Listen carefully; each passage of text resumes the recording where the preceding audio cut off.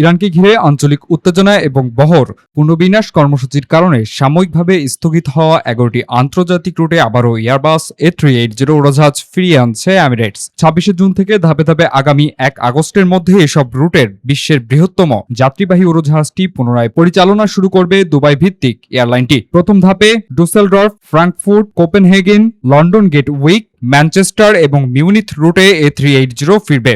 এরপর 27 জুলাই পার্থ এবং 1 আগস্ট থেকে গ্লাসগো, প্রাগ, ওসাকা কানসাই ও ওয়াশিংটন ডালেস রুটেও সুপার জাম্বো বিমানটি পুনরায় চালু হবে। এমিরেটস জানিয়েছে, ইরান সংক্রান্ত নিরাপত্তা পরিস্থিতি এবং A380 বহর আধুনিকায়নের কারণে এসব রুটে সাময়িকভাবে বোয়িং 777-300 ব্যবহৃত হয়েছিল।